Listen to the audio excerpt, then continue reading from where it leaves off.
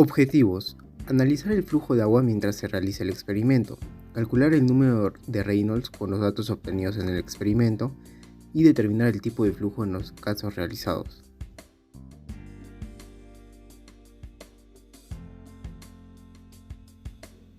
Clasificación de tipos de flujo. La clasificación de flujo se determina observando la velocidad del líquido, el diámetro de la tubería y algunas propiedades físicas. En el experimento se hablará sobre los tres tipos de flujo: flujo laminar, flujo turbulento y flujo transicional. Para identificar el régimen de flujo se utiliza el número de Reynolds, que es un número adimensional que relaciona las fuerzas de inercia con las fuerzas viscosas. La fórmula utilizada es la siguiente. Tipos de flujo. Flujo laminar es aquel en el que el movimiento de las partículas las tiene solamente el sentido y la dirección del movimiento principal del fluido. Se puede presentar en un conducto cerrado, trabajando a presión como una tubería, o en un conducto abierto, como un canal. El número de Reynolds en este caso es menor a 2000. Flujo turbulento es aquel en el que las partículas del fluido tienen desplazamientos en sentidos diferentes al del movimiento principal del fluido. En este caso el número de Reynolds es mayor a 4000. Y por último, el flujo transicional es aquel en el que hay algunas fluctuaciones intermitentes del fluido en un flujo laminar, aunque no es suficiente para caracterizar un flujo turbulento. Y el número de Reynolds en este caso es entre 2000 y 4000.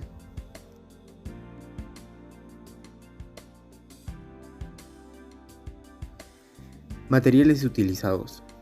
Para el experimento utilizamos lo siguiente: dos recipientes de 8 litros, dos niples, gomas, llave de paso, una tuerca, manguera de 1,5 pulgadas, jeringa y tinta azul.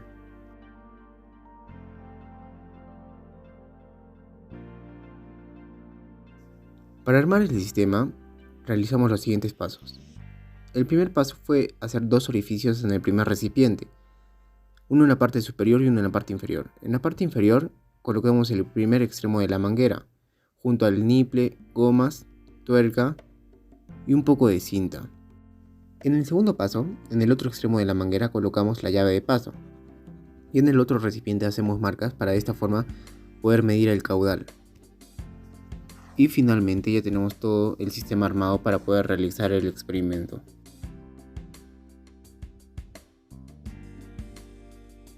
Para el primer caso se tomaron los datos para un volumen de 3 litros. Se aperturó la llave de paso a lo mínimo y por el otro extremo se añadió tinta azul para de esta forma observar el flujo.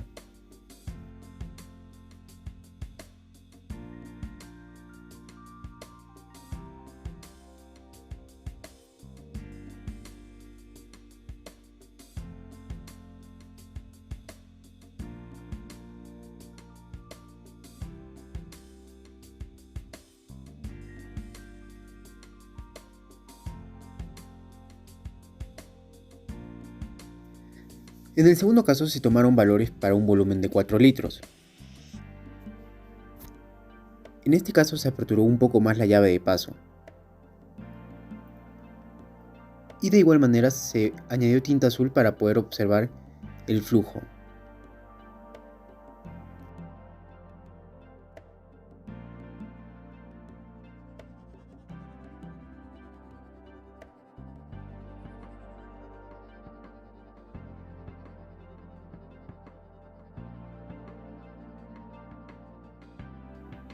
Y por último, en el último caso, se tomaron valores para un volumen de 7 litros.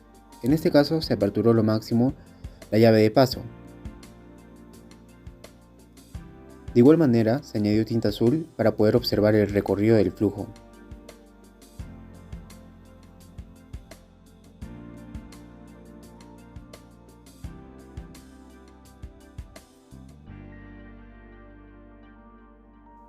Para el primer caso, el caso de 3 litros, se obtuvieron los siguientes valores. Se obtuvo el volumen, el tiempo y con eso se pudo obtener el caudal. Se trabajó con una temperatura de 15 grados para de esta forma poder obtener la viscosidad cinemática.